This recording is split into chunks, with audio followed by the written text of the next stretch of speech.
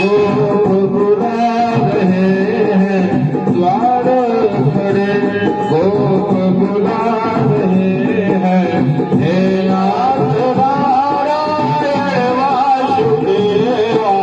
श्री कृष्ण गोविंद हरे मुरारी, हे नाथ नारायण वासुदेवा। गोपाल में यही प्रार्थना है, गोपाल में यही प्रार्थना है, गोपाल में यही प्रार्थना है, गोपाल में यही प्रार्थना है। भूलो न मैं नाम कभी तुम्हारा, भूलो न मैं नाम कभी तुम्हारा। निष्काम होके मैं दिन रात नारायण वासुदेवा। श्री कृष्ण गोविंद हरे मुरारी, नाथ नारायण वासुदेवा। राधे कृष्ण राधे कृष्ण राधे राधे राधे कृष्ण राधे कृष्ण राधे कृष्ण कृष्ण कृष्ण राधे कृष्ण राधे कृष्ण राधे कृष्ण कृष्ण कृष्ण राधे कृष्ण कृष्ण कृष्ण राधे कृष्ण कृष्ण कृष्ण। श्री कृष्ण गोविंद हरे मुरारी, हे नाथ नारायण वासुदेवा, हे नाथ नारायण वासुदेव। कृष्ण कन्हैया लाल की, सद्गुरुदेव भगवान की, गणपति गजानंद महाराज की, राजा रामचंद्र भगवान की जय। नमः पार्वती पतये, हर हर महादेव। भगवान के चरणों में चढ़ा दीजिए और पूरा हाथ में पुष्प लीजिए। ओम हरि ओम। पुनः पुष्प लेकर के प्रार्थना और भगवान की कथा श्रवण करिए। ओम एकदा नैमिषारण्य ऋषयः शौनकादयः पापक्षमुनिः सर्वे सूतो पौराणिको खलु व्रतेर्तपसा किं वा प्राप्यते वाञ्छितं फलम् तत्सर्वो श्रोतुमिच्छामः कथयस्व महामुने। एकदा नारदो योगे परानुग्रहकांक्षया पर्यटन विविधालोका मर्त्यलोकमुपागतो। तो भगवान की कथा कहा 5 अध्याय में भगवान की कथा है। पहले अध्याय में भगवान की कथा की महिमा कि भगवान की कथा श्रवण करने से होता क्या है। कहा जन्म जन्मांतर के जीवों को कष्ट, जीवों के जो पाप हैं, पाप ताप संताप दुख को परमात्मा दूर करते हैं, शनै शनै शमन होने लगता है। इसलिए कथा प्रारंभ हुई। कथा है नैमिषारण्य की और 88,000 ऋषि मुनि विचार कर रहे हैं कि जब घोर कलिकाल आएगा तो कहा सभी जीव दुखी होंगे और कहा केनो पायेन चैतेषां दुख नाशो भवेत् ध्रुवम्। सदैव कहा जीवन का जो दुख है वो नष्ट हो जाएगा। आपस में विचार किया और विचार किया, कोई उत्तर नहीं मिला। गुरुदेव भगवान के पास श्री सूत जी महाराज के पास जाकर के उनके चरणों में वंदन किया, प्रणाम किया, अभिनंदन किया और पूछा उपायम यदि जानासि। प्रभु यदि आप उपाय जानते हो तो बताइए। और उन्होंने उपाय बताया कि जो आप प्रश्न मुझसे पूछ रहे हो। नारदे नैव संपृष्टो भगवान कमलापति। श्री नारद जी ने भगवान कमलापति लक्ष्मी जी के पति भगवान नारायण से यही प्रश्न पूछा जो आप हमसे पूछ रहे हैं। और भगवान ने जो उनको बताया है वो आप ध्यान से श्रवण करें। ऋषियों ने पूछा महाराज नारद जी दुख के बारे में क्यों चिंतन?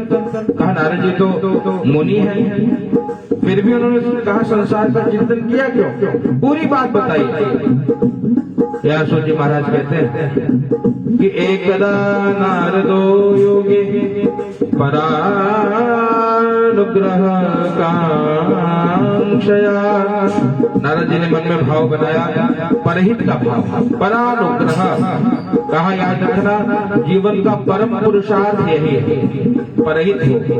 जीवन में सबसे बड़ा कहा पुण्य यदि है कुछ तो कहा ये केन विधि ने दान करहि कल्याण। ये पुण्य किसी भी, चाहे वो अन्न दान हो, चाहे परमात्मा के लिए समय का दान हो। इस व्यस्ततम जीवन में लोगों के पास और जगत के नाना प्रपंच को रचने का समय है, भगवान के लिए समय सभी जीव नहीं निकाल पाता। अगर कोई समय का भी दान दे रहा है वो सर्वश्रेष्ठ दान है, चाहे वो अन्न दान हो, चाहे धन का दान हो, चाहे समय का दान हो, किसी भी प्रकार के। ये गोस्वामी जी यही कहते हैं कि किसी भी प्रकार अगर हमने दान किया है तो कल्याण ही होगा, ये मान पर के चलिए। बड़े भाव से आनंदित हुए, प्रफुल्लित हुए। कहा श्रद्धा समागम प्रजाएं। ऋषि ने कहा कि महाराज जी श्रद्धा उत्पन्न हो रही है। बोले क्यों भैया? कहा बड़े आनंद की अनुभूति हो रही। पूरी बात बताई, ध्यान से सुनिएगा। ओ नारदे दैव संप्रेष्टो। कहा एक बार श्री नारद जी महाराज और परहित का भाव लेकर के अनेक लोक में भ्रमण करने निकलते हैं। परहित का भाव नारद जी ने धारण किया है। एक बार कर कर कर बीणा, एक बार कर कर कर बीणा, गावत हरि गुण परम प्रवीणा, गावत हरि गुण परम प्रवीणा, एक बार कर तल कर बीणा। नारद जी के हाथ में बीड़ा है और बीड़ा लेकर के नारद जी हरि गुण को गाते हैं।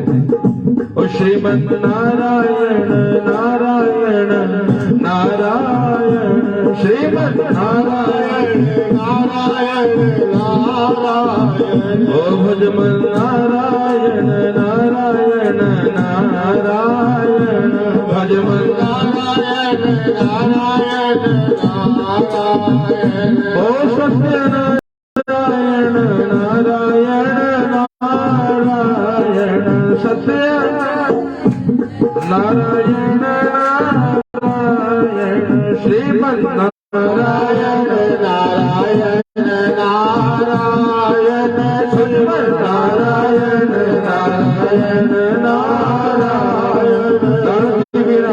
लेकर के पूरे संकीर्तन कर रहे हैं नारायण नाम का। याद रखना जीव का परम पुरुषार्थ है भगवान नाम का प्रचार।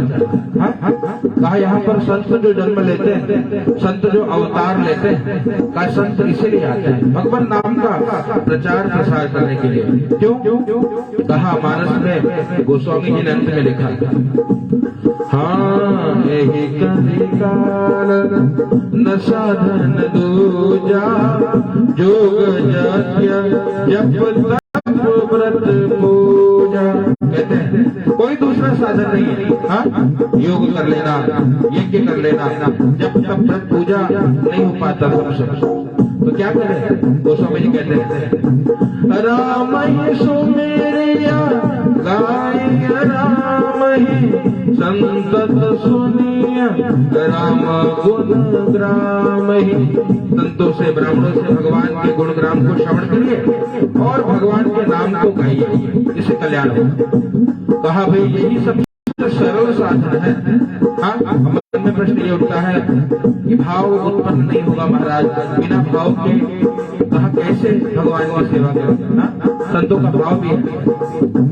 मैंने चादर ओढ़ के कैसे द्वार तुम्हारे आओ, मैंने चादर ओढ़ के कैसे द्वार तुम्हारे आओ,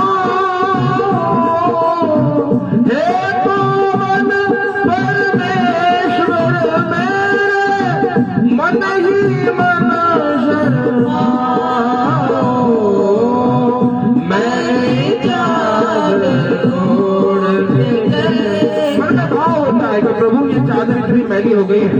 कैसे आपके शरण में आओ।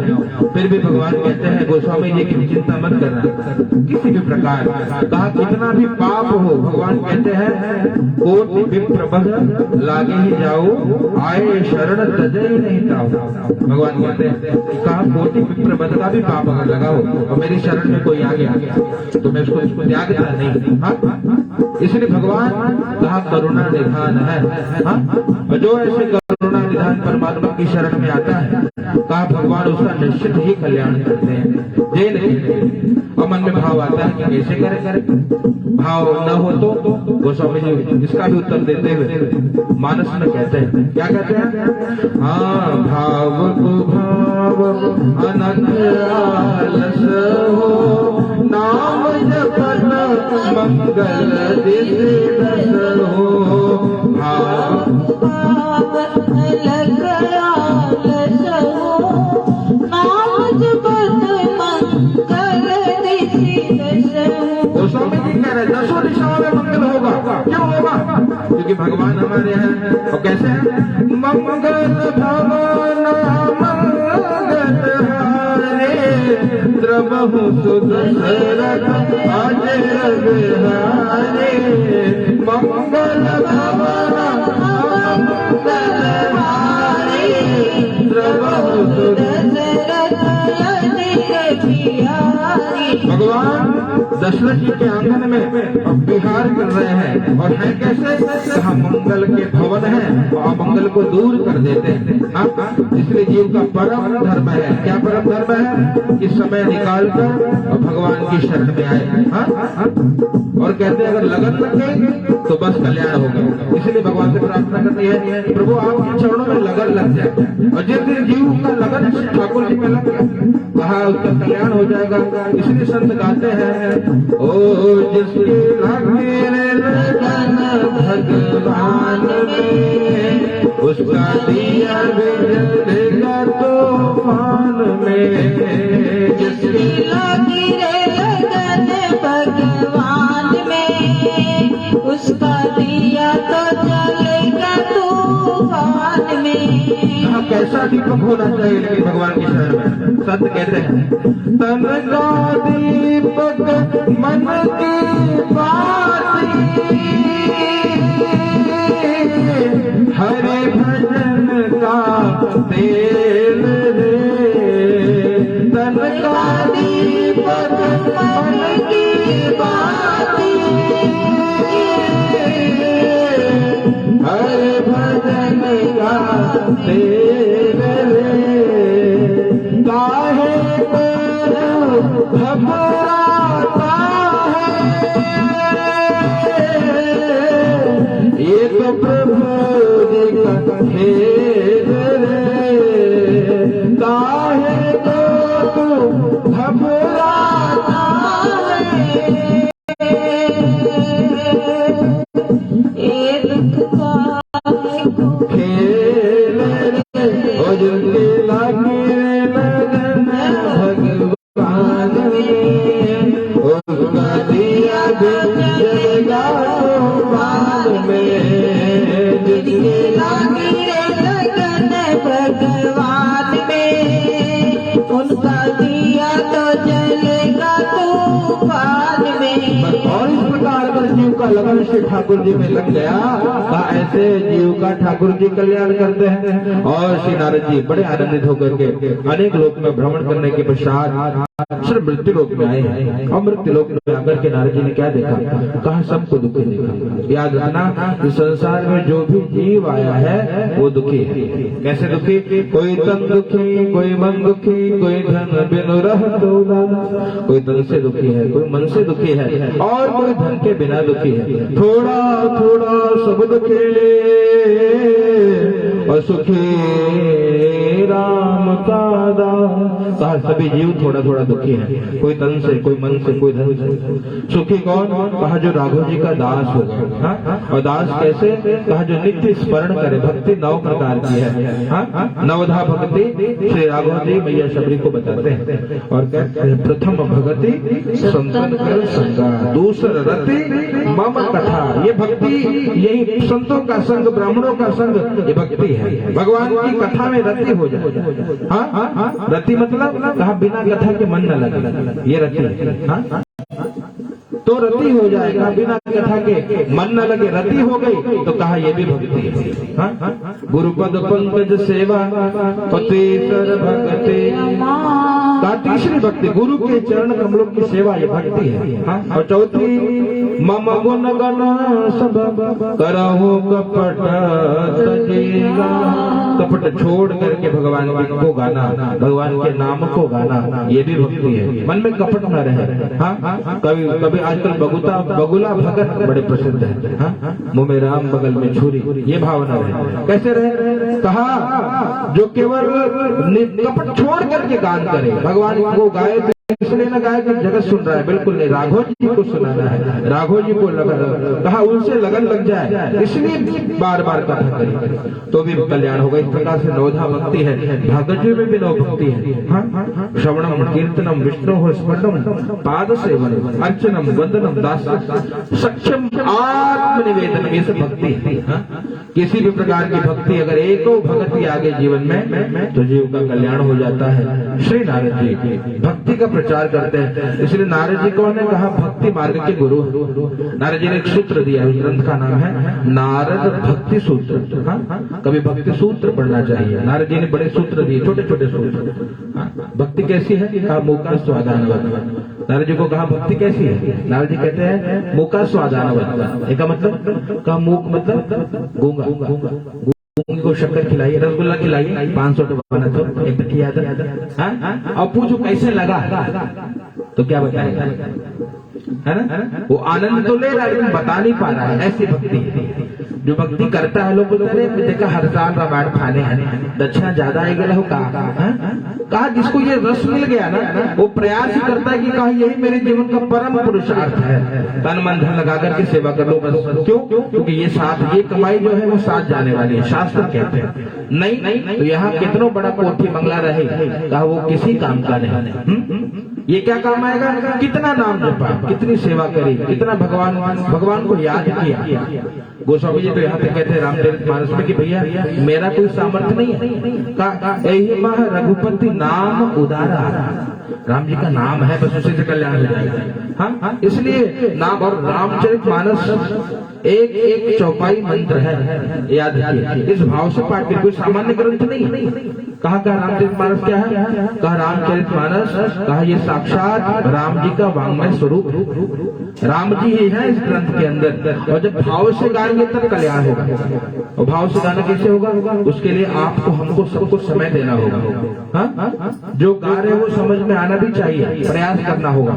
जरूरी नहीं है कि 24 घंटे में रामायण पूरा हो ना। इसमें तो देखो पारायण के अलग अलग विधान है।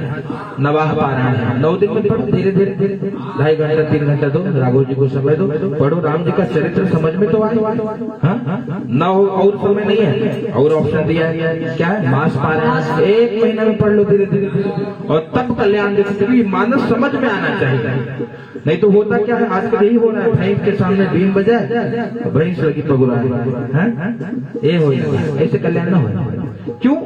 कहा ये इसीलिए है कि मानस समझ में आ जाए। जब तक मानस आपके मानस में नहीं आएगा, कल्याण नहीं होगा। हम लोग, आप लोग केवल संगीत में डूबे हैं, स्वर में डूबे हैं। कितना तान देकर के तानसेन जी गा दे रहे हैं, उतने में आप लोग आनंदित हो जाओ। ऐसे कल्याण न हो। वो तो फिर और गवा क्या। लेकिन मानस गाइए तो मानस की चौपाई समझ में आए, ऐसे गाइए। जरूरी नहीं कि तानसेन बना जाए, जो भी हो भाव से गाइए तो समझ में आए।